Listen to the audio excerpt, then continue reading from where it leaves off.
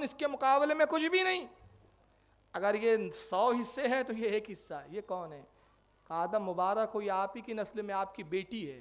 कहा कौन?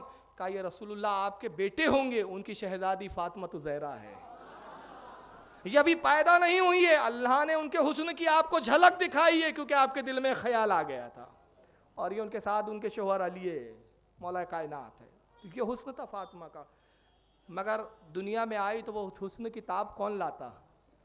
एक नज़र, एक झलक देखने की ताब नहीं आलम को, वो अगर पर्दा करे कौन तमाशाई हो।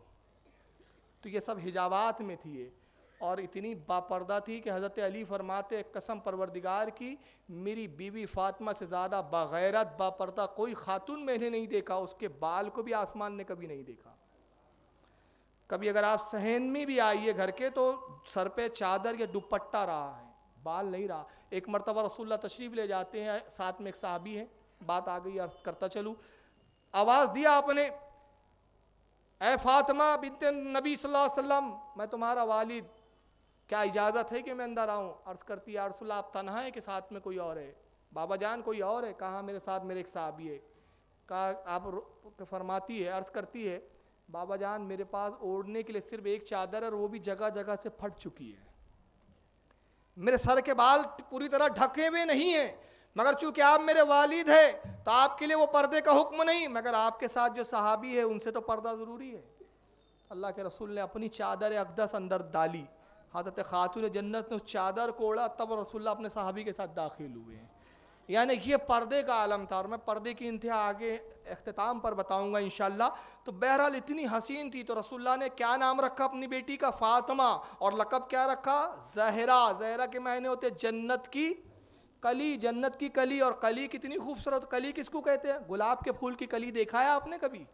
फूल से ज़्यादा हसीन क्या होती है? कली। तो जन्नत की कली, ये लक़ब आपने फरमाया। आपका बचपना बड़ा मुक़द्दस, ये हालम था कि बहुत कम उम्री से ही आप मतलब अपने वालिद की तबलीग में माविन मददगार रही। बहुत सारे वाक़यात है कि जब अबू जहल ओजड़ी डाल देता तो आप छोटी थी, जाती थी, ओजड़ी को कर गिराती थी, और आप गुस्से के आलम में, जलाल के आलम में दुआएं हलाकत करना चाहती है, अल्लाह के नबी रोक दिया करते थे, बेटी मैं रहमत लिल आलमीन बनाकर भेजा गया हूँ, तुम मेरी शहजादी हो, इन्हें बद्दुआ ना दो, इन्हें हलाकत की दुआ ना करो। नबी के साथ तबलीग में माविन मददगार रही। जब 9 साल की उम्र होती है जनाब फातिमा की, मैं बहुत सारी चीज़ें छोड़ रहा हूँ, जब 9 साल होती है हज़रत खातून जन्नत की, उस वक्त आपकी वालदा हज़रत खदीजा सख्त अलील होती है, और ये मर्ज़ुल मौत है। अपनी बेटी को बुलाया एक दिन। अब देखिए खातून जन्नत का मकाम देखे यहाँ, और खदीजतुल कुबरा का भी मकाम देखे ना। रुए ज़मीन में ऐसी मुक़द्दस माँ थी, ना ऐसी मुक़द्दस बेटी थी, बड़ा मुक़द्दस घराना था ये। अपनी बेटी फातिमा को बुलाती है, कहती बेटी फातिमा शायद अब वो वक्त आ गया है कि मैं अपने रब से मुलाकात करूँ, मेरी एक ख्वाहिश है, और रसूलुल्लाह सल्लल्लाहु अलैहि वसल्लम जो है तुम्हारी किसी बात का इनकार नहीं फरमाते, तुम्हें बहुत चाहते हैं, तुम जो ख्वाहिश ज़ाहिर करती हो रसूलुल्लाह कबूल कर लेते। मेरी ज़िंदगी किसी भी आखिरी ख्वाहिश है, और जिसको मैं तुम्हारे तवस्सुस से, तुम्हारे वसीले से नबी की बारगाह में अर्ज़ करना चाहती हूँ। वसीला यहाँ भी आ रहा है, और इस रिवायत को लिखा किसने, हवाला भी बता दूँ, जिस किताब में मैंने पढ़ा, अभी तो वक्त नहीं था तलाश करूँ, और भी किताबों में होगा। और रौदतुश शुहदा, जिसके लिखने वाले हज़रत शाह अब्दुल हक शाह अब्दुल अज़ीज़ मुहद्दिस देहलवी, जिनको उलमा देवबंद भी बहुत मानते हैं, गैर मुक़ल्लिदीन भी मानते हैं। सफ़ा नंबर 54 पे इन्होंने इस रिवायत को नकल किया, हज़रत शाह अब्दुल अज़ीज़ मुहद्दिस देहलवी रहमतुल्लाह अलैह। तो कहती है कि बेटी मैं तुम्हारे तवस्सुत से, तुम्हारे वसीले से रसूलुल्लाह से एक ख्वाहिश ज़ाहिर करना चाहती हूँ। गोया अकीदा बता रही है कि जब मैं नबी की बीवी होकर नबी की बारगाह में नबी की बेटी का वसीला लेती हूँ, तो तुम्हें कितना वसीला लेना चाहिए। इसलिए तो आला हज़रत ने वहीं से सीखा है, तेरी सरकार में लाता है रज़ा उसको शफ़ी, जो मेरा गौस है और लाडला बेटा तेरा। बेटे को नबी की बारगाह में वसीला बना रहे हैं, वहीं से सीखा है। तो खातून जन्नत अर्ज़ करती है अम्मी जान कहिए क्या आपकी ख्वाहिश है? कहा कि मैं चाहती हूँ कि मेरा कफ़न वो चादर हो कि जिस वक्त रसूलुल्लाह पर वही आती थी सरकार उस चादर को ओढ़ लिया करते थे, जिस चादर में वही आती थी वो चादर मेरा कफ़न हो। ये मेरी वसीयत है, ये मेरी ख्वाहिश है। खातून जन्नत चाहती है, अपने वालिद से अर्ज़ करती है, रसूलुल्लाह की आंखों में आंसू आ गए। आप चादर अक़दस लेकर आते अपनी, वही नूरानी चादर जिसमें चंद पेवन भी लगे हुए हैं, बज़ाहिर पेवंद है, मगर वो चादर वो है जिस पर फरिश्ते निसार हुआ करते हैं, जिस पर रहमत इलाही का हमा वक्त नुज़ूल होता है, जिसे ओढ़ते हैं तो उसके अंदर जिब्रील आके वही नाजिल करते हैं। वो चादर अतहर सरकार लेकर आते हैं, कहते हैं कि खतीजा आप मुझसे कहती तो क्या मैं इनकार करता, ये लो चादर तुम्हारी ख्वाहिश है तो इसी का ये कफन तुम्हारा होगा। तभी जिब्रील हाजिर होते, कहते या रसूलल्लाह ये चादर आप अपने पास रखिए। अल्लाह फरमाते इस चादर को आप अपने पास रखिए। कहा जिब्रील खतीजा की ख्वाहिश है, खतीजा की वसीयत है। तो जिब्रील अर्ज करते या रसूलल्लाह रब्बे कायनात ने जन्नत से कफन भेजा है और अल्लाह फरमाता है कि खतीजा ने ए महबूब आपके दीन की तबलीग में अपना सारा माल अल्लाह की राह में दे दिया, खतीजा का कफन हमारे जिम्मे है, खतीजा का कफन हम देंगे, ये मैं जन्नत का कफन लाया हूँ। तो आप फरमाते खतीजा तुम मुबारक है तुम्हारे लिए कि तुम तो नबी का पसंदीदा चादर मांग रही थी, मगर अल्लाह ने अपने पसंदीदा जन्नत के कफन को तुम्हारे लिए भेजा है। उसी में हज़रत खतीजा का विसाल हुआ, उसी में तदफीन हुई, उसी कफन में आपको जो है अल्लाह के नबी ने मबूस किया और फिर आपको कब्र में जो है तदफीन वगैरह के मरासिम अंजाम दिए। तो ये खातून जन्नत का मकाम था कि वालदा भी आपका वसीला लेती है। अल-मुख्तसर जब आपकी उम्र 15 साल होती है तो रसूलुल्लाह के दिल में इरादा हुआ कि बेटी का अब निकाह कर देना चाहिए, बेटी का निकाह कर देना चाहिए।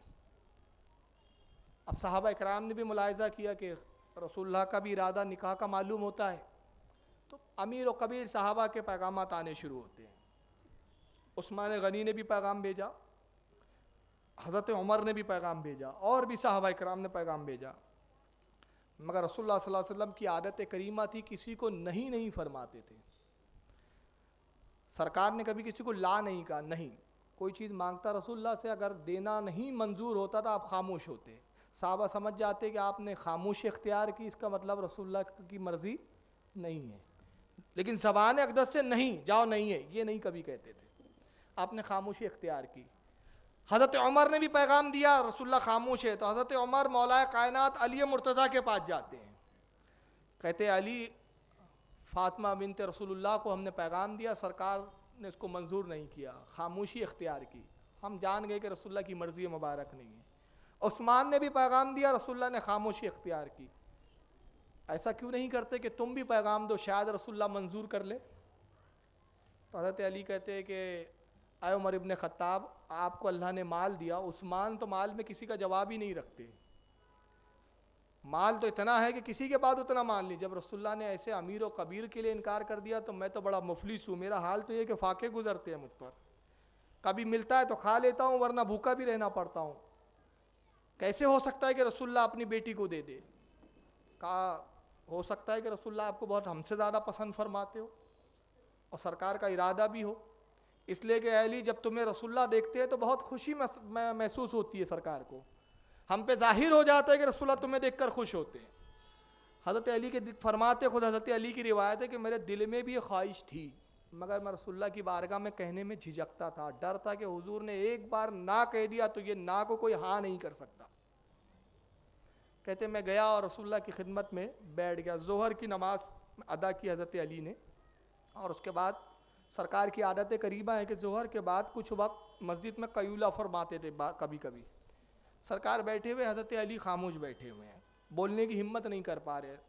अल्लाह के नबी मुस्कुराते कहते अली वो कह क्यों नहीं देते जो दिल में ख्वाहिश है, वो कह क्यों नहीं देते? अर्ज़ करते अल्लाह रसूल बेहतर जानने वाले हैं।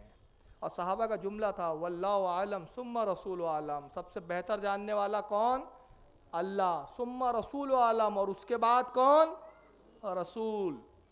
यानी आलमुल गैब रसूल अल्लाह है, आलमुल गैब अल्लाह है और गैबदा नबी है। यही तो साहबी का अकीदा था का वल्लाहु आलम सुम्मा रसूल आलम, अल्लाह रसूल सबसे ज़्यादा बेहतर जानने वाले हैं। उसके बाद अल्लाह के रसूल ने एक जुमला फरमाया, आइए मैं हदीस सनद के साथ पढ़ दूँ ताकि शुबा ना रहे कि बरेल भी बहुत किस्से गाड़ी गढ़ के सुनाते हैं, ये बड़ा खप सवार है लोगों को। अल्लाह का फजल है कि हर वाक़े पे हदीस सुना सकता हूँ, लेकिन सब मतनों से पढ़ूंगा तो वक्त इजाज़त नहीं देगा। अन अब्दुल्लाह इब्ने मसूद रज़ियल्लाहु ताला, अब्दुल्लाह इब्ने मसूद से रिवायत है अन्ना रसूलुल्लाह सल्लल्लाहु अलैहि वसल्लम काल, वो कहते हैं कि अल्लाह के रसूल सल्लल्लाहु अलैहि वसल्लम से मैंने ये सुना, सरकार से मैंने हदीस को मरवी किया कि अल्लाह के नबी ने इरशाद फरमाया, सरकार कहते हैं इन अल्लाह अमरानी अन उज़व्विजा फातिमा बिन अली, कहते हैं कि ऐ लोगो अल्लाह ने मुझे हुक्म दिया कि मैं फातिमा का निकाह अली से कर दूं। क्या फरमा रहे? अल्लाह ने मुझे हुक्म दिया, अल्लाह ने मुझे हुक्म दिया कि मैं फातिमा का निकाह अली से कर दूं। इसको इमाम तबरानी ने लिखा माजिबुल कबीर के अंदर, इसकी जिल्द नंबर 10 है, सफ़ा 156, हदीस नंबर 10,305। और इमाम मनावी ने इसको फैजुल कदीर के अंदर, फतुल कदीर के अंदर, माफ़ कीजिएगा, फतुल कदीर के अंदर जिल्द नंबर 2 सफ़ा 215 पर, और इमाम हैसमी ने मजमऊ ज़वाइद के अंदर जिल्द नंबर 9 सफ़ा 204 पे इस हदीस को लिखा, और भी तखारीज है। तो रसूलुल्लाह ने फरमाया कि अल्लाह ने मुझे हुक्म दिया। मुस्नद इमाम अबू हनीफ़ा में, मुस्नद इमाम आज़म अबू हनीफ़ा में, इमाम आज़म अबू हनीफ़ा रदियल्लाहु ताला अन्हु नक़ल फरमाते हैं कि फिर इजाज़त के लिए सरकार अपनी बेटी फ़ातिमा के हुजरे में दाखिल हुए, और यहाँ सुन्नत बनाया कि जब अपनी बेटियों के निकाह करो तो अपनी बेटियों से इजाज़त ले लिया करो। आप तशरीफ़ लाते हैं, और किस अंदाज में जुमला फरमाया, अंदाज भी बताया गया। ये नहीं कहा कि अली तुमसे निकाह करना चाहते हैं, या अली ने निकाह का पैगाम भेजा है, या बेटी मैंने इरादा किया है कि अली के निकाह में तुम्हें दे दूँ, बल्कि क्या फरमाते हैं, फ़ातिमा अली तुम्हें पसंद करते हैं। ये जुमला था, इशारा कर दिया। खातून जन्नत शर्माई, सर पे दुपट्टा ओढ़े हुए थी, दुपट्टे को खसका के घूंघट कर लिया और दूसरे कमरे में चले जाती है। गोया शर्माना इजाज़त थी कि इजाज़त है, इस बात की निशानी थी कि इजाज़त है। हज़रत आयशा उम्मुल मोमिनीन फरमाती हैं कि जब तुम अपनी बेटियों का निकाह करो, चाहे वो कवारी हो चाहे वो बेवा हो, तो उससे इजाज़त ले लिया करो। अल्लाह के रसूल ने फरमाया इजाज़त ले लो। हज़रत आयशा कहती है कि मैंने रसूलुल्लाह से अर्ज़ किया, अल्लाह के नबी, कवारियाँ तो बड़ी शर्मीली होती है, वो कैसे ज़बान से कहेंगी? सरकार ने फरमाया अगर वो शर्मा जाए तो ये उनकी इजाज़त है, ये उनकी इजाज़त है, शर्मा जाए। और अगर वो शर्माए नहीं बल्कि घूर के देखे, गुस्से में देखे, कुछ उटपटांग जुमले बोले, कुछ ऐसे इशारों में बोले, समझ लो उसको रिश्ता मंजूर नहीं है। और अगर किसी बेटी को रिश्ता मंजूर नहीं है तो फिर रुए ज़मीन पर बादशाह इस्लाम को भी हक नहीं कि वो निकाह ज़बरदस्ती करवाए। ये इस्लामी मिजाज है। अगर ये भी मतलब नहीं है बेटियों का कि किसी के भी साथ भाग जाए, अपने वालिदैन की भी इज़्ज़त और एहतराम का ख्याल रखना ज़रूरी है हमारे माँ बहनों को। मौका नहीं है, अब बहरहाल चंद बातें मैंने इस पे ताल्लुक़ से नसीहतन कह दी। चुनांचे सरकार कहते हैं अली तुम्हें पसंद करते हैं, आप शर्मा के चले गई। उसके बाद आप अली के पास आए, कहा कि अली मुबारक हो, फ़ातिमा की इजाज़त मिल गई, बताओ तुम्हारे पास क्या है, महर के लिए क्या है? अर्ज़ करते या रसूलल्लाह जितना महर आप मुकर्रर करें उतना मुझे मंजूर है, और आप मेरे हाल से बखूबी वाकिफ़ है, मेरा हाल आप पर ज़ाहिर है। सरकार कहते हैं महर औरत का हक है, इस ताल्लुक़ से भी मुझे फ़ातिमा से पूछना होगा। अगर तुम कोई रकम मुतय्यन करते तो मैं वो रकम फ़ातिमा से बयान करता। तो हज़रत अली कहते या रसूलल्लाह अगर आप चाहते कि महर मैं मुतय्यन करूँ, मैं रकम बताऊँ, तो अल्लाह के नबी फिर 400 मिशकाल मेरे ख्याल में ठीक रहेंगे। ये उस वक्त का सिक्का है, 400 दिरहम पकड़ लिए, 400 मिशकाल, ये मेरी तरफ से महर है हुजूर, अगर आप इसे मंजूर फरमाए। अल्लाह के नबी जाते हैं, खातून जन्नत के करीब तशरीफ़ लाते हैं, फरमाते बेटी अली 400 मिशकाल के वक्त तुमसे निकाह करना चाहते हैं। तो खातून जन्नत अर्ज़ करती या रसूलल्लाह 400 मिशकाल तो बहुत कम होते हैं, क्या नबी की बेटी का इतना कम महर होगा? तो अल्लाह के नबी ने फरमाया कि बेटी तुम महर की रकम को ना देखो बल्कि अली के मर्तबे को देखो, अली के मकाम को देखो।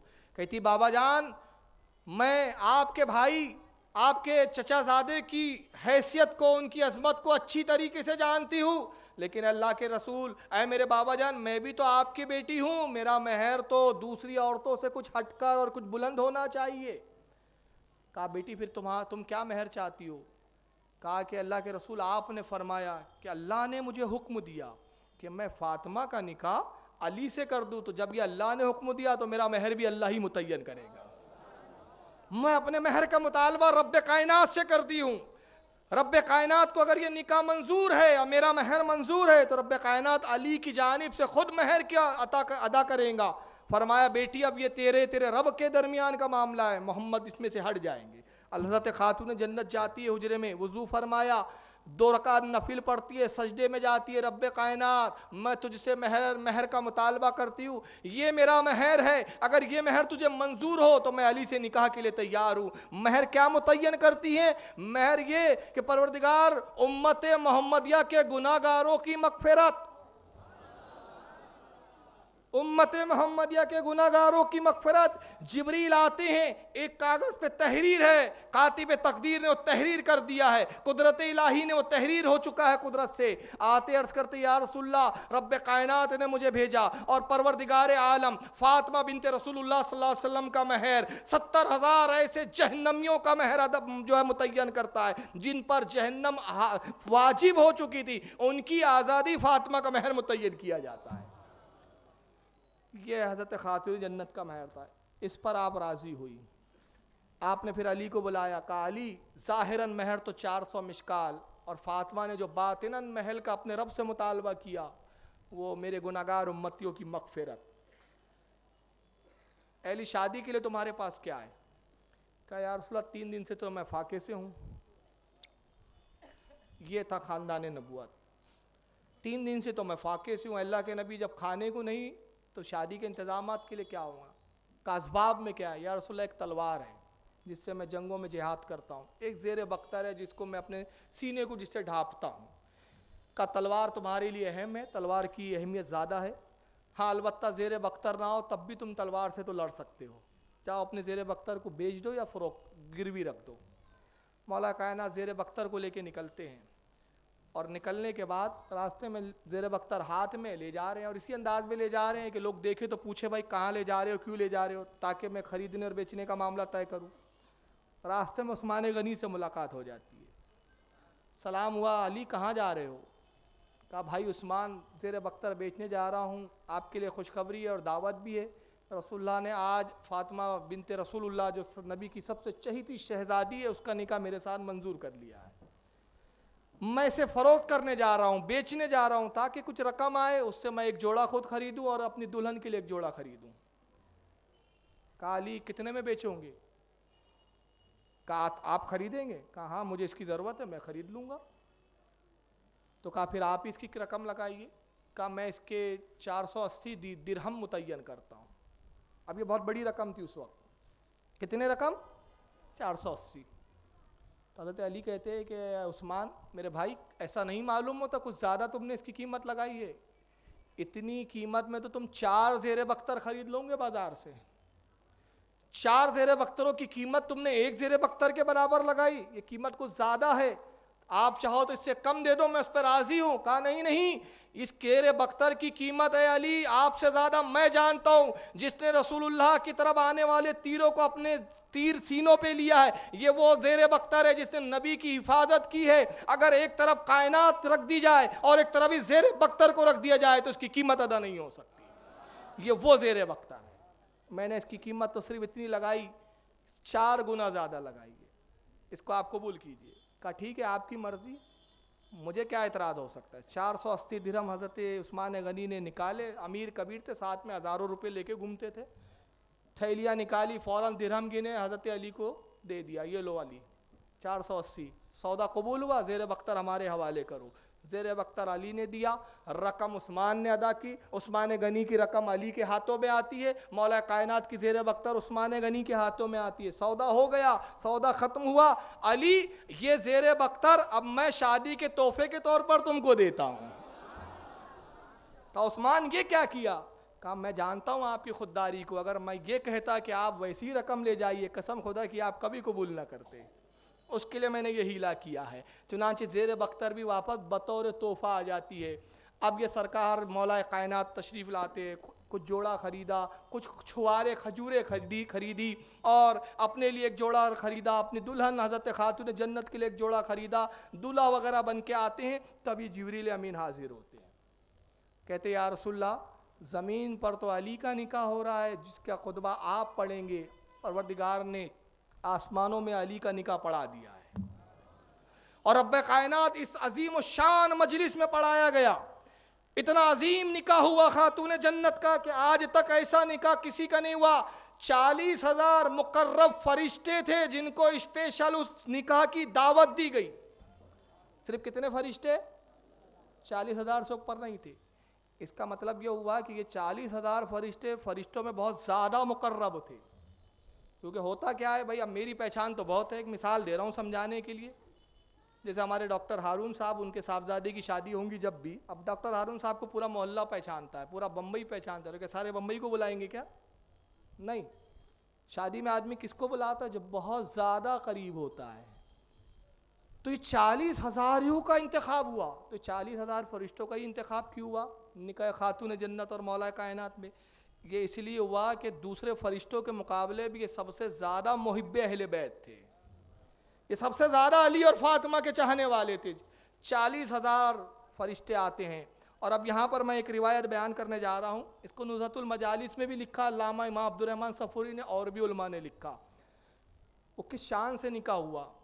हज़रत जिब्रील उस निके की रुदात बताते हैं। सरकार ने फरमाया, जिब्रील खबर दो मुझे कि आसमानों में मेरी बेटी फातिमा का मेरे भाई अली का निकाह किस तरह के हुआ। अर्ज़ के या रसूल अल्लाह, पूरी जन्नत को सजाया गया, पूरी जन्नत को जगमगा दिया गया। 40,000 फरिश्तों का इज्तिमा था, उनका जलसा था, वो दावती थे, और उसमें खुतबा जनाब आदम अलैहिस्सलाम ने पढ़ा है। अल्लाह के नबी, मैं उस निकाह का गवाह बनाया गया, मेरा भाई मिकाइल भी गवाह था, और वकील खुद रब्बे कायनात परवरदिगार आलम था।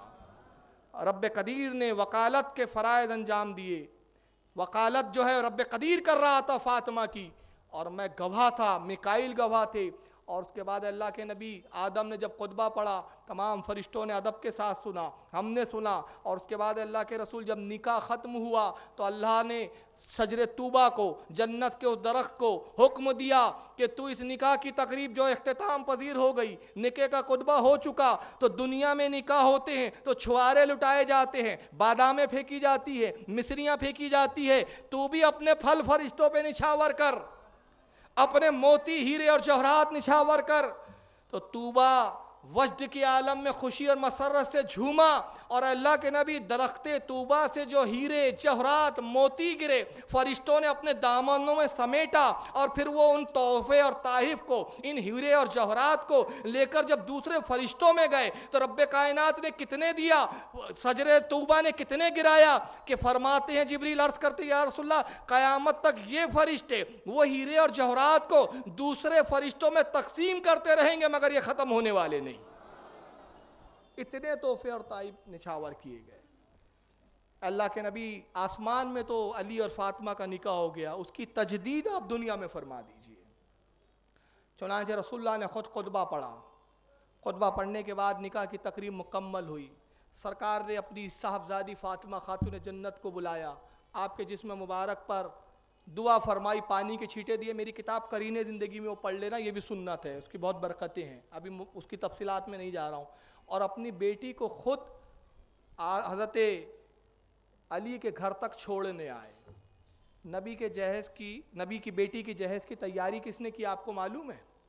अब एक एक तफसील बताऊँ तो बहुत वक्त हो जाएगा। हज़रत आयशा सिद्दीक़ा ने, हज़रत आयशा फरमाती है कि रसूलुल्लाह ने मुझे हुक्म दिया कि अय आयशा, हमारी बेटी फातिमा रुखसत होने वाली है, फातिमा के जहेज़ की तैयारी और इंतज़ाम तुम्हारे ज़िम्मे है। फरमाती है, मैं अपनी कनीज़ों और कुछ अज़वाज मोहतरात को साथ में लेकर फातिमा का जहेज़ तैयार करती थी। हमने गद्दे को तैयार किया, हमने तकियों को तैयार किया, हमने जहेज़ के असबाब को तैयार किया। और फरमाती है, बड़ा प्यारा जुमला खातून जन्नत हज़रत आयशा उम्मुल मोमिनीन का, कहती है, फातिमा से बेहतर निकाह हमने किसी का निकाह नहीं देखा।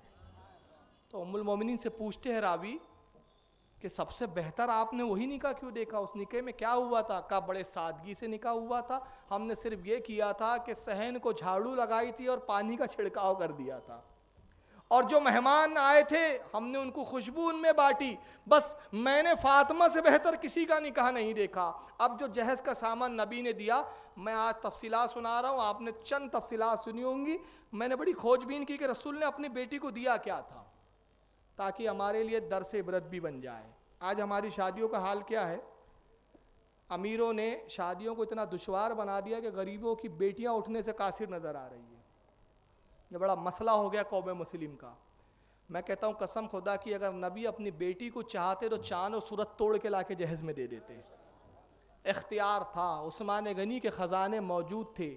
अब्दुर्रहमान इब्ने औफ की दौलत के अंबार मौजूद थे और रसूलुल्लाह खुद मालिक कायनात थे। और कैसे मालिक कायनात थे? खुद फरमाते वल्लाहु युत्तिउन वना कासिमुन, अल्लाह खजाने का मालिक है, मैं बांटने वाला हूँ। अल्लाह के खजानों से जितना चाहते अपनी बेटी को निकाल कर दे सकते थे, मगर रसूल ने सुन्नत कायम की कि देखो, जब मैं कायनात का सबसे अमीर होकर, सबसे ज़्यादा मालदार होकर, रब के ख़जाने मेरे अख्तियार में, रब ने ख़जानों की कुंजियाँ मुझे दे दी, जब मैं इतनी सादगी से निकाह की तकरीब अंजाम दे रहा हूँ तो तुम्हें कितनी सादगी से देना चाहिए। मैं कहता हूँ भाई आपकी हैसियत है। देखिए मैं इसके जहेज़ के ख़िलाफ़ भी नहीं हूँ, जहेज़ का एक उसूल समझ लें। जहेज़ के बारे में वो फ़ुक़हा कराम कहते हैं कि हैसियत के मुताबिक दिया जाए।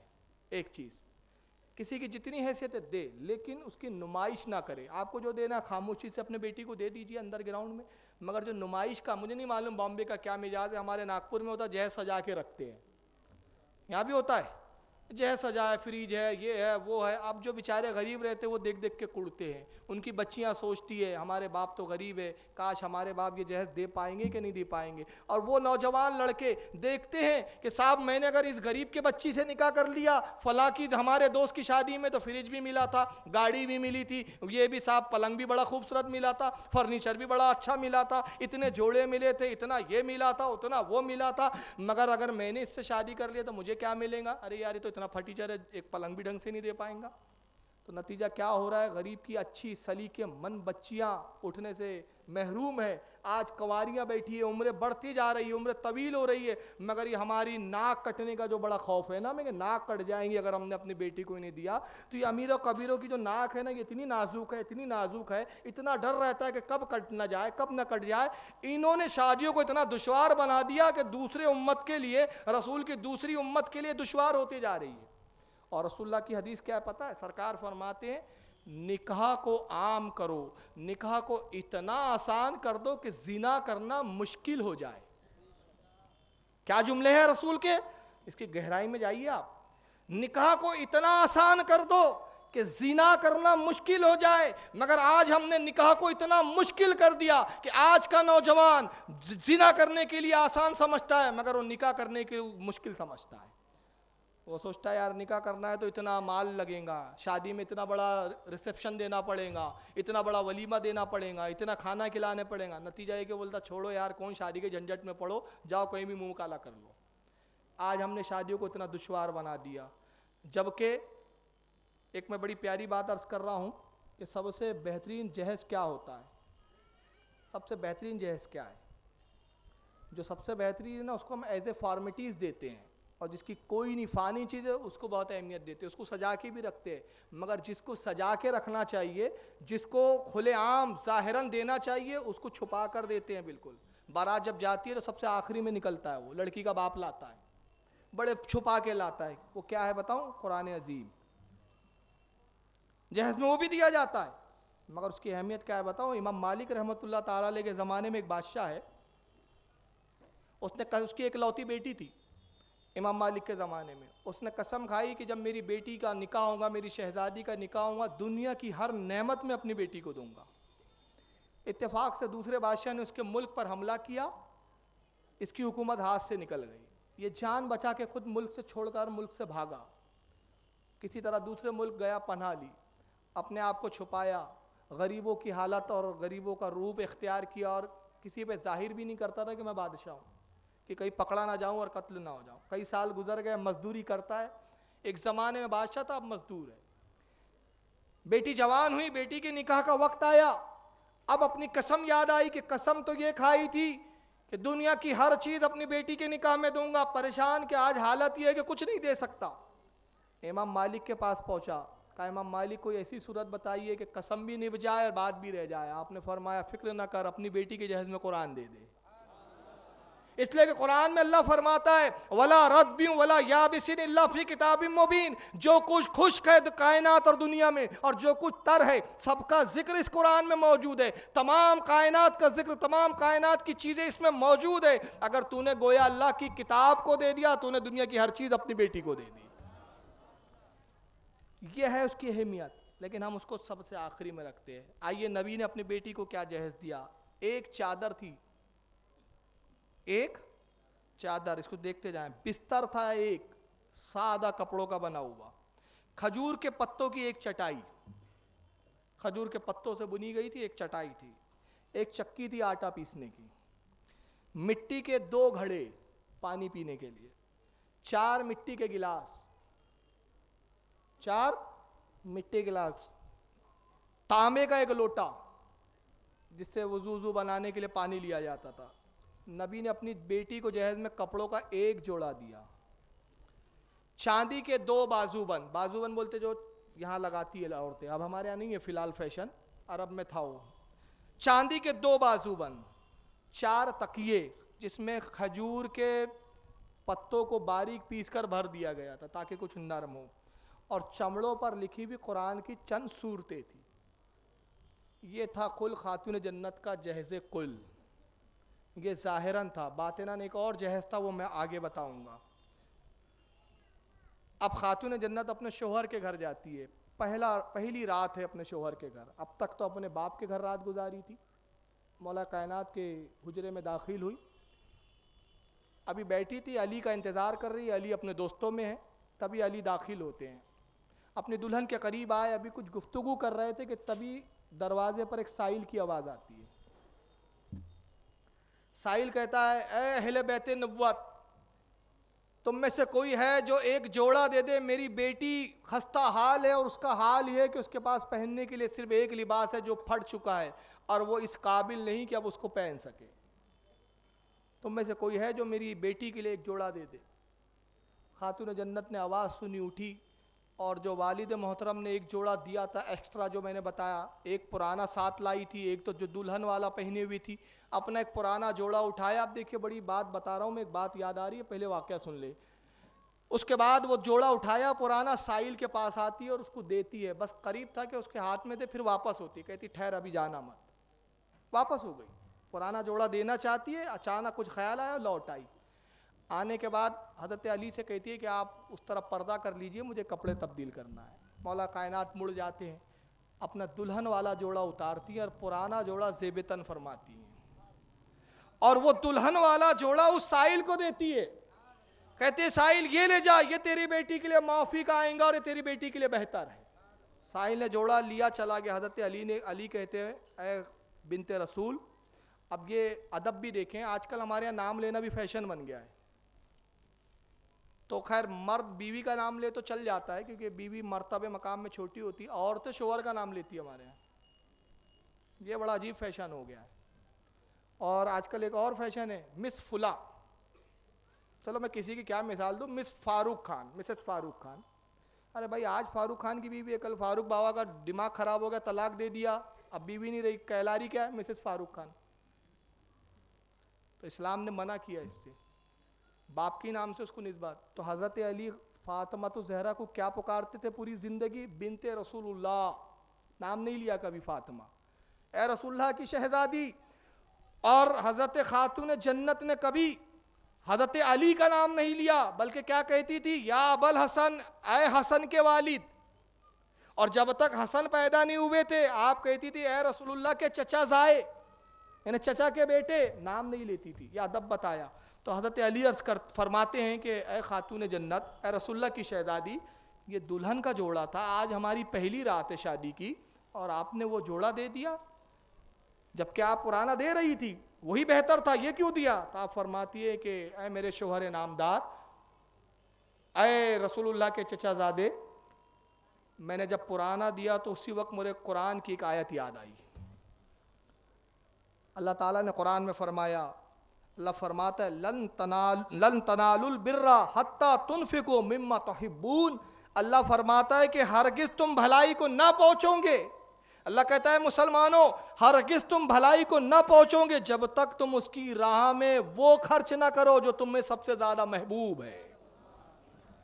जो तुम्हें सबसे ज़्यादा महबूब है, वो चीज़ जब तक तुम अल्लाह की राह में खर्च ना करो, तुम भलाई को नहीं पहुँचोगे। तो फरमाती है, आज मेरे नज़दीक सबसे ज़्यादा लिबास में जो महबूब लिबास था वो ये दुल्हन वाला ही लिबास था, मैंने इसको खर्च कर दिया। बहरहाल सुबह होती है, अल्लाह के नबी सल्लल्लाहु अलैहि वसल्लम ने दरवाजे पे दस्तक दी। रिवाज होता है कि शादी के दूसरे दिन वालिद गिरामी जो होते हैं अपनी बेटी को लेने आते हैं। आपके यहाँ है ये रिवाज? है क्या? नागपुर में तो है फिलहाल, लेने आते हैं शादी के दूसरे दिन। सरकार ने दरवाज़ा खटखटाया, हज़रत अली ने दरवाज़ा खोला, सरकार ने सलाम किया। सरकार तशरीफ़ लाते हैं, हज़रत अली ने अपने बिस्तर पे बिठाया।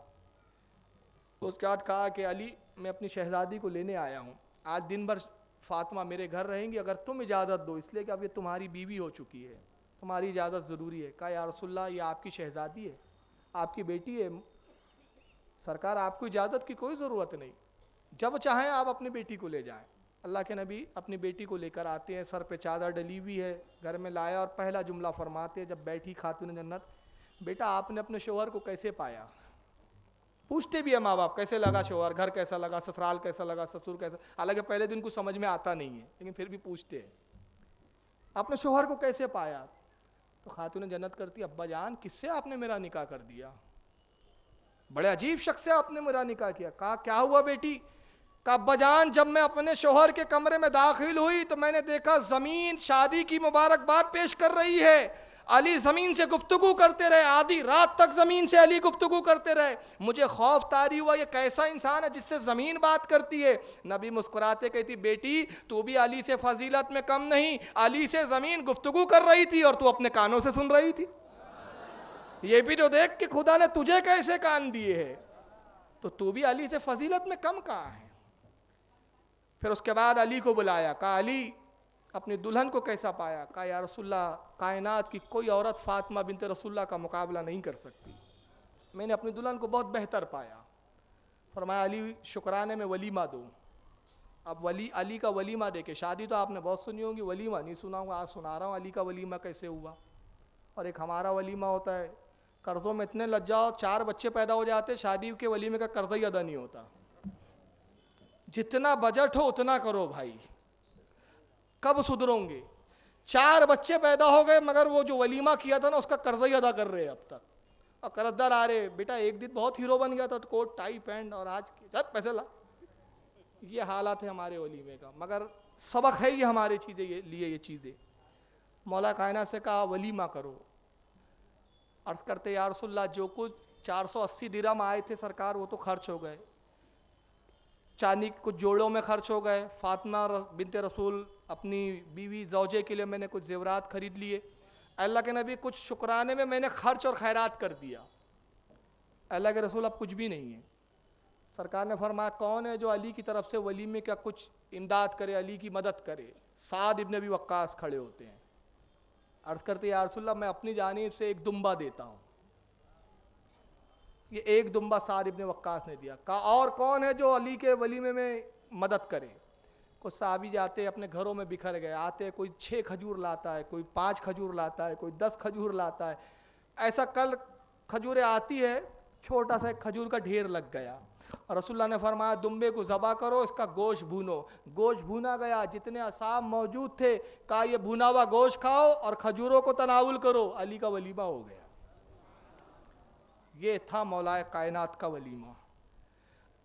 लेकिन ये तो दुनिया के लिए इन्होंने सनत कायम की ना, कि भाई हमारा वलीमा इतना सादा, हमारी शादियाँ इतनी सादी।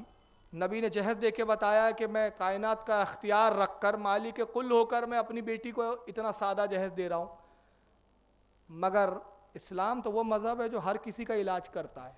आशिकों का इलाज इस तरह किया गया कि तुम भी सादगी लाओ, और मुनाफिकों का भी अब एक इलाज हो रहा है। अब आप कहोगे मुनाफिकों का क्या इलाज? अल्लाह के रसूल जानते थे, अली जानते थे, एक ज़माना ये भी आएगा कुछ मुनाफिक कहेंगे कि अगर नबी को इख्तियार होता तो अपनी बेटी को बहुत अच्छी चीज़ देते। मटकी का घड़ा इसलिए दिया, मट्टी का, कुछ देने के काबिल नहीं थे। तो जो अपनी बेटी को कुछ ना दे सका वो तुम्हें क्या देगा? ये आएगा ना। देखिए इस चीज़ की, इस बातिल अकीदे की नस कैसे काटी गई। एक मरतबा हज़रत अली जाते रसूलुल्लाह की खुतबा को समात फरमा रहे, सरकार मिंबर पे तशरीफ़ फरमाए, जुमे का दिन है। अल्लाह के नबी कहते लोगों, सुलेमान की एक साहबजादी थी। इस रिवायत को जो मैं बयान कर रहा हूँ हाला भी सुन ले। इस रिवायत को मारिजुन नबुवत के अंदर, मदारिजुन नबुवत अलग है, ये मारिजुन नबुवत शाह अब्दुल हक से पहले लिखी है। इसके लिखने वाले हज़रत अल्लामा इमाम वाइज मोइनुद्दीन काशफी अश-शाफ़ई रहमतुल्लाह तआला अलैह, वक्त के बहुत बड़े बुजुर्ग गुजरे हैं। मारिजुन नबुवत 3 जिल्दों में किताब लिखी इन्होंने। मारजुन नब्बत में इस रिवायत को नकल करते हैं। हज़रत अली पहुँचे, जुम्मे का दिन है, रसूलुल्लाह खुतबा इरशाद फरमा रहे हैं। खुतबे में कहते हैं, लोगों, सुलेमान अलैहिस्सलाम की एक साहबजादी थी, बड़ी खूबसूरत और हसीन और जमील थी। हज़रत सुलेमान बड़ी मोहब्बत करते थे। सुलेमान ने निकाह किया अपनी बेटी का, तो जानते हो जहेज़ में क्या दिया? साहबा खड़े होते अर्ज़ करते, अल्लाह और उसका रसूल बेहतर जाने, अल्लाह के नबी हमें सुलेमान की बेटी की निकाह की तफसीलात बताएं। फरमाया बड़ी आलीशान निकाह हुआ सुलेमान की बेटी का, उसमें जिन्नात, इंसान, चरीन परीन सब ने शिरकत की। हज़रत सुलेमान ने सब की दावत की, और जब जहेज़ में दिया तो एक सोने का ताज था जो अपने दामाद को सर पे पहनाया, और एक सोने का तख्त था जो दामाद के बैठने के लिए दिया, सोने की कुर्सी पूरी। और आए लोगों, तुम इससे अंदाज़ लगाओ कि सुलेमान ने क्या क्या ना दिया होगा। मतलब एक सोने की कुर्सी दे दी बैठने के लिए, तो आप अंदाज़ा लगा लो क्या क्या नहीं दिया हो। हज़रत अली के दिल में ख्याल आ गया, बशरी तकाज़े के एतबार से, सुलेमान तो हमारे आका का ग़ुलाम है अलैहिस्सलाम। सुलेमान अलैहिस्सलाम अगरचे नबी, मगर आका से मकाम मर्तबे में कमतर, आका के ग़ुलाम। जब सुलेमान ने अपनी बेटी को इतना सारा दिया तो रसूलुल्लाह ने भी कुछ ज़्यादा देना चाहिए था। रसूलुल्लाह ने तो मुझे ये सब दिया ही नहीं। दिया तो क्या, मिट्टी के 2 मटके, एक चादर, एक बिस्तर, 4 तकिए, 4 गिलास, ये सब असबाब दिए, एक चक्की।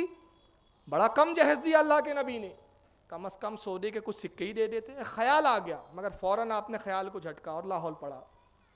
उसके बाद आप घर तशरीफ़ लाए, कुछ भी नहीं कहा, ना खातून जन्नत से कुछ कहा, ना किसी से कुछ कहा। दिल में ख्याल आया, लाहौल पड़ा, बात ख़त्म हो गई। खाना खाया और उसके बाद आप बिस्तर पे लेट गए तो ख्वाब देखते हैं। ख्वाब ये कि एक बड़ा खूबसूरत महल है जन्नत का, हसीन महल, और उस पर लिखा है कसर फ़ातिमा बिनत रसूलुल्लाह सल्लल्लाहु अलैहि वसल्लम। ये फ़ातिमा बिनत रसूलुल्लाह का महल है। हज़रत अली ने कहा, अरे ये तो मेरी बीवी का महल है, ये मेरी शरीक ज़िंदगी का महल है। महल में आप दाखिल हुए, दाखिल होते तो पूरी जन्नत में ऐसा हसीन महल ही नहीं था। उसमें बागात है, खूबसूरत कनीज़ें इधर जा रही है आ रही है। हज़रत अली देखते जा रहे हैं और दिल में सोचते जा रहे हैं, जन्नत में बड़ी बड़ी हूरों को देखा, लेकिन जो ये कनीज़ें हैं, और यकीनन जब ये फ़ातिमा बिनत रसूलुल्लाह का महल है तो ये कनीज़ें फ़ातिमा बिनत रसूलुल्लाह की है, मेरी बीवी की है, तो ये कनीज़ों से ज़्यादा खूबसूरत तो मैंने जन्नत में कोई हूरों को नहीं देखा। ये हूरें हैं जो कनीज़ें हैं। सोचते जा रहे हैं, फिर ख्याल आया कि आखिर ये फ़ातिमा है कहाँ, रसूलुल्लाह की शहज़ादी कहाँ है। एक कनीज़ से पूछा कि ए कनीज़, मुझे जानती है? कनीज़ ने कहा, हाँ, आपको कौन नहीं जानता, आप मौला कायनात है, रसूलुल्लाह की शहज़ादी के शोहर हैं।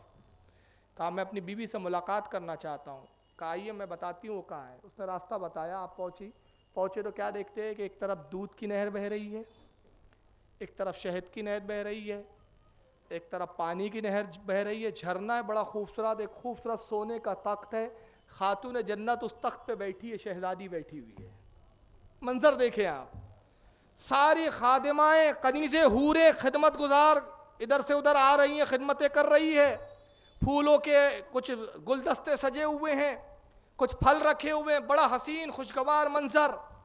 हज़रत अली जैसी दाखिल हुए, खातून जन्नत की निगाह मौला कायनात पर पड़ी, अदब से खड़ी हुई, सलाम किया, शौहर नामदार का हाथ पकड़ा, तख्त पर बिठा दिया। कहा, ज़ह नसीब, आप हमारे महल में तशरीफ़ लाए, तशरीफ़ रखिए। कहा, फ़ातिमा, आपका महल तो बड़ा खूबसूरत है, बिनत रसूल आपका महल बड़ा खूबसूरत है, जन्नत में ऐसा महल नहीं देखा। आपने कहा कि हमारी कनीज़ें कैसी लगी? कहा, बहुत खूबसूरत, हसीन और जमील कनीज़ें हैं। फिर हज़रत फ़ातिमा ने इशारा किया, एक कनीज़ आती है, एक कनीज़ आती है, कहती है, आका क्या हुक्म है? कहा, हमारे शोहर आए हैं, इनको कुछ मशरूब पेश करो, पीने की चीज़ पेश करो, और जाओ, एक नाम लिया, मुझे नाम याद नहीं आ रहा, उनसे कहना कि वो मशरूब ले आए। हज़रत अली समझते कोई कनीज़ को कहा। उसके बाद एक कनीज़ आती है जिसको नाम लेके कहा था कि उसको बुला ला, उससे कहना वो मशरूब ले आए। जब वो आती है तो हज़रत अली उसको देख रहे हैं, पूरी जन्नत में जितने अब तक फ़ातिमा की कनीज़ों को देखा था उससे हसीन कोई कनीज़ नहीं थी। सबका हुस्न एक तरफ था और वो हुस्न में सबसे ज़्यादा थी। बड़ी सलीके से चलकर आती है, उसकी चाल ढाल बता रही है कि किसी बड़े मुअज़्ज़ज़ खातून है ये, बड़ी अजीम खातून है ये, बड़ी मुक़द्दस खातून है। चाल बता रहा है कि शराफत है इसमें, बड़े शराफत के साथ, नाज व अंदाज के साथ आती है। प्याले में मशरूब भरा, मौला कायनात मुसलसल देख रहे हैं और खातून जन्नत भी देख रही है। और उसके बाद वो मशरूब पेश करती है, हज़रत अली मशरूब भी पीते हैं, पीने के बाद उस कनीज़ की तरफ देखते हैं, फिर पीते हैं, फिर देखते हैं। हज़रत अली से फरमाती अर्ज़ करती है खातून जन्नत, अय हमारे शोहर नामदार, आप इसे क्यों इतना देख रहे? फरमाते हैं कि फ़ातिमा मैं इसीलिए देख रहा हूँ, कसम खुदा की इसका हुस्न लाजवाब है, और इससे बढ़कर है कि जितनी हसीन है उतनी सलीकेमंद है। इसका सलीका बड़ा अच्छा है, इसका अंदाज़ बड़ा अच्छा है, इसमें जो अंदाज़ है, इसके जो चलने का अंदाज़, इसके मशरूब देने का अंदाज़, ये बड़ा लाजवाब है, इसने मुझे बड़ा मुतासिर किया। हज़रत फ़ातिमा मुस्कुराती है, फरमाती है हमारी कनीज़ है। और जानते हैं कनीज़ कौन है? का कौन है? का ये सुलेमान की वही बेटी है जिसके जहेज में सुलेमान ने सोने का तख्त दिया था। ये सुलेमान की बेटी है। आप अंदाजा लगाएं क्या मकाम है खातून जन्नत का। नबी की बेटी फातिमा की, नबी की, वो सुलेमान नबी है, सुलेमान अलैहिस्सलाम की शहजादी, नबी कौनैन की शहजादी की गुलाम और खादिमा है। अब ये ख्वाब का मंजर था, जैसी अली बेदार हुए तो मुस्कुराते हुए उठे कि आज खातून जन्नत को रसूलुल्लाह की बारगाह से क्या मिला है वो देख चुका हूँ। जिसको सुलेमान ने सब कुछ दिया था वो तो खातून जन्नत की कनीज है। मुस्कुराते हुए उठे, खातून जन्नत आती है करीब, कहती है अबुल हसन, अय हसन के वालिद, आप मुस्कुरा रहे हैं, बताइए हमारी कनीज आपको कैसे लगी?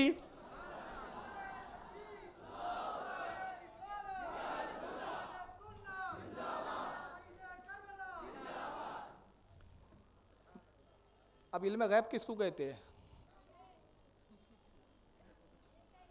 अब मेरे नहीं समझ में आता। तो ये सारे मुशरिक थे।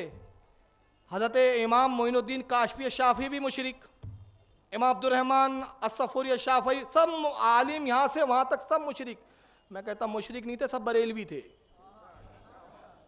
तुम्हारे समझ का फेर है। सबके वही अकायद और नज़रियात जो इमाम अहमद रज़ा फाजिल बरेलवी के थे।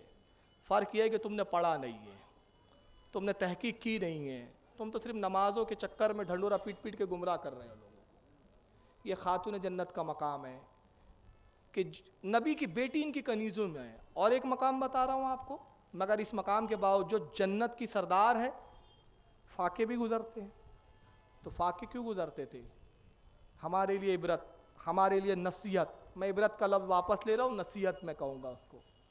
हमारे लिए नसीहत कि तुम भी जब कुछ नेमत ना मिले, नेमत मिले तो शुक्र करो, ना मिले तो सब्र करो, गिला ना किया करो। हज़रत अली तशरीफ़ लाते, एक मरतबा 3 दिन का फाका चल रहा है ख़ानदान अहले बैत नबुव्वत के इस घर के अंदर। इमाम हसन भी भूखे हैं, इमाम हुसैन भी भूखे हैं, खुद अली भूखे हैं, फ़ातिमा भी भूखी है। हज़रत फ़ातिमा तो ज़हरा ने सलमान फ़ारसी से एक यहूदी के यहाँ से कुछ सूत बुलाया, कपड़े बुनने का सूत होता है ना, कॉटन, कॉटन बुलवाया, उसको तागा में बुना। कहा कि मैंने एक यहूदी से बुलवाया था, सलमान फ़ारसी मुझे लाके दिए, आप इसको जाके बाज़ार में फ़रोख्त कर दीजिए, इसका जो नफ़ा मिले वो हम अपने खर्च में ला लेंगे, और जितने में मैंने उधार लाया है उस यहूदी से उतना उसका भी रकम वापस कर दी जाए। जाइए आप इसको फ़रोख्त कराइए ताकि कुछ खाने का इंतज़ाम हो। हज़रत मौलाए कायनात गए, जाने के बाद बाज़ार में उस सूद को भेजा, 300 दिरहम में वो सूद बिका, जितना भी सूद था वो 300 दिरहम लेकर वापस चल रहे हैं। रास्ते में एक साइल आवाज़ देता है, ऐ लोगों मैं बड़ा मुफलिस और परेशान हूँ, मैं कर्जदार हूँ, कर्ज खाओ ने मुझे परेशान कर रखा है कोई जो मेरा कर्ज मेरे सर से उतार दे?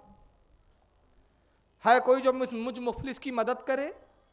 मौला कायनात करीब गए, फरमाया क्या हुआ, कितना कर्ज है तुझ पर? कहा 300 दिरहम।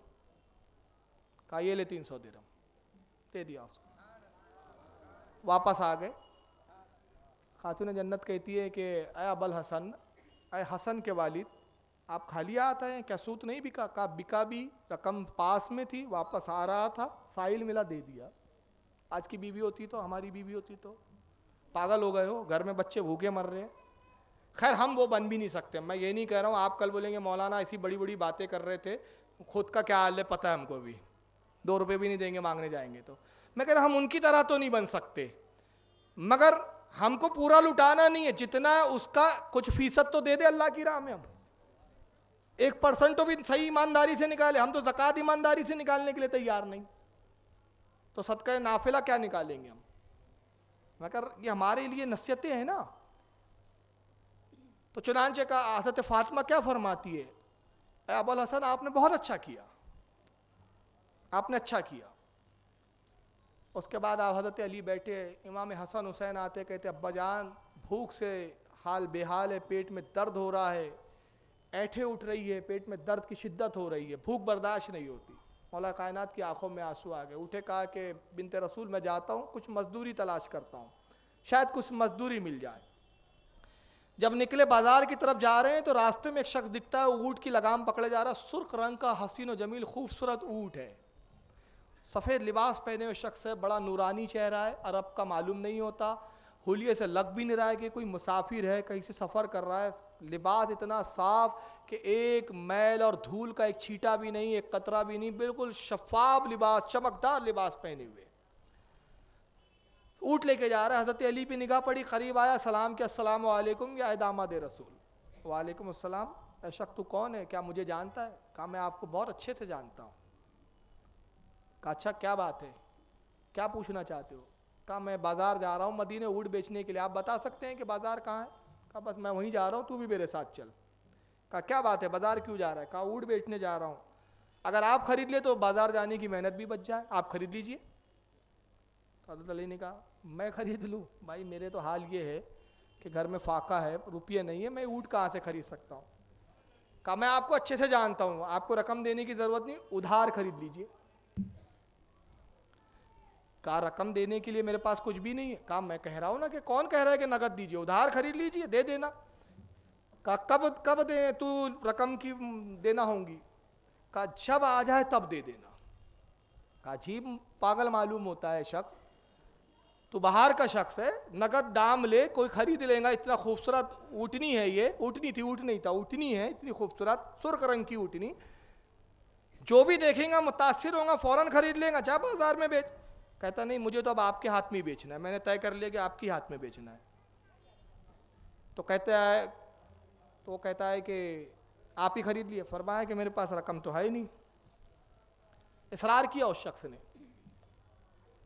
आपने फरमाया कि अच्छा ठीक है मैं खरीद लेता हूँ, ये बताओ रकम अगर जब आ जाए तो मैं तुम्हें देने का आऊँ? कहा आपको आने की ज़रूरत नहीं, मैं खुद आ जाऊँगा रकम लेने। कहा ये तो और अजीब बात कर रहा है तू, खैर छोड़, कितने दिरहम में तू बेचेगा? कहा 300 दिरहम। कहा ऐ शख्स ऊँटनी की कीमत तुझे बड़ी कम लगाई है, 300 दिरहम में ऊँटनी नहीं, तू अगर बाजार जाए तो इससे ज़्यादा तुझे रकम मिलेगी। कहा मेरी मर्जी, मैं कह रहा हूँ जब आप उधार लीजिए और 300 दिरहम में सौदा हो जाए तो आपका क्या बिगड़ता है, सस्ते दामों मिल रही है, ऊँटनी ले लीजिए। कहा अच्छा ठीक है चल अब तेरी मर्जी। 300 दिरहम में सौदा हो गया और चला गया। आपने कहा मेरा घर तुझे मालूम है? कहा मैं सब जानता हूँ। वो शख्स चला गया। आपने ऊँटनी पकड़ी, अब बाजार जा रहे, चलो इसी को बेच देते। अभी बाजार पहुंचे नहीं थे, रास्ते में एक दूसरा शख्स मिलता है। अली कहाँ जा रहे हो ऊँटनी लेके? कहा इसे बेचने जा रहा हूँ। कहा बेचोगे? कहा बेचनी तो जा रहा हूँ, चलो मैं खरीदने के लिए तैयार हूँ, बोलो कितने में बेचोगे? कहा तुम बताओ। कहा बोले मैं 600 दिरहम में खरीदूंगा। कहा 300 में तो मैंने खरीदा, तुम 600 में खरीदोगे, ज़्यादा बोल रहे हो, कुछ कम चाहो तो तुम कर सकते हो। कहा नहीं नहीं बस 600 दिरहम मुनासिब है, आप 600 दिरहम में मुझे बेच दीजिए। कहा नकदी बेचूंगा? कहा हाँ नकदी। लाइए ऊँटनी। ऊँटनी दे दिया, 600 दिरहम उसने दे दिया हज़रत अली को। आपने सोचा चलो 300 दिरहम नफ़े के, 300 दिरहम उठा के रखेंगे, वो आएगा उसको 300 दे देंगे।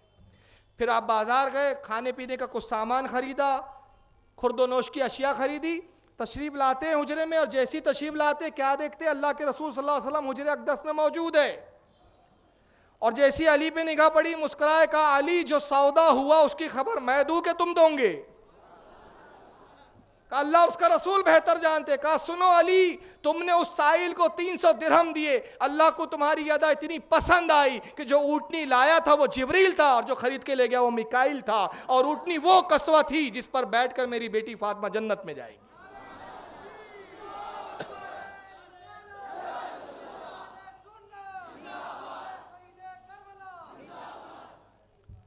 ऊँटनी वो है, ये वो घराना। तो यहाँ मकाम भी बता दिया। मकाम क्या बताया कि अल्लाह अगर ये अल्लाह की राह में दे तो अल्लाह कई गुना इनको अता करता है, और सब्र पर आए तो इनसे बड़ा साबिर कोई नहीं है, इख्तियारात पर आ जाए तो इनसे बड़ा साहिब इख्तियार कोई नहीं है। इंशाअल्लाह अभी वक्त है ना यार, 10 मिनट और यार। पुलिस वाले अगर सुन रहे हो तो उनसे गुजारिश है भाई, इतनी शांत महफिल भी मुसलमानों के अलावा कहीं होती है? कितनी शांति से सब सुन रहे हैं, शांति तो सब शांति है, सब शांति में चल रहा है। 10 मिनट में चाहूँगा और उसके बाद इंशाल्लाह ख़त्म कर देंगे, 11:15 हो रहे हैं, अभी वक्त है बस 10 मिनट और 15 मिनट, चलिए। तो ये घराना था, और एक इख्तियार यानी बताया कि इनका मकाम कितना बुलंदो वाला है। अगर ये भूखे हैं तो ये इसलिए नहीं कि मजबूर है, भूखे अगर है तो इसलिए कि साबिरीन है। जुमे का दिन है, अल्लाह के नबी जुमे में खुतबा इरशाद फरमा रहे हैं। खुतबा हुआ, नमाज पढ़ाई सरकार ने, नमाज का सलाम फेरा, उस्मान गनी करीब आते, या रसूलल्लाह आपकी दावत है, आज मेरे घर आप खाना तनावुल फरमाए। उस्मान सिर्फ मेरी दावत के साथ में सहाबा की भी दावत। अल्लाह के रसूल जितने सहाबा को चाहे आप ले सकते हैं। फिर आप मिंबर पे आए, कहा लोगों उस्मान की तरफ से तुम्हें आज दावत है, चलो आज का खाना उस्मान के घर। पूरे सहाबा हो गए, अली भी है साथ में, मौला कायनात। रसूलुल्लाह आगे हैं, सहाबा पीछे हैं, और रसूल के कुछ ही पीछे या बराबर में उस्मान गनी चल रहे हैं। अब सरकार उस्मान गनी के घर की तरफ चलते जा रहे हैं, सरकार देखते हैं, मुलाहिजा फरमाते हैं कि उस्मान के कुछ लब हिलते हैं, गोया कुछ बड़बड़ा रहे हैं, कुछ पढ़ रहे हैं। कहा उस्मान क्या पढ़ रहे हो? अर्ज करते या रसूलल्लाह मैंने इरादा किया था और मन्नत मांगी थी कि आका सल्लल्लाहु अलैहि वसल्लम मेरी दावत अगर कबूल कर लें तो मस्जिद नबवी से लेकर मेरे घर तक जितने कदम चलकर जाएंगे, हर कदम के एवज एक गुलाम आज़ाद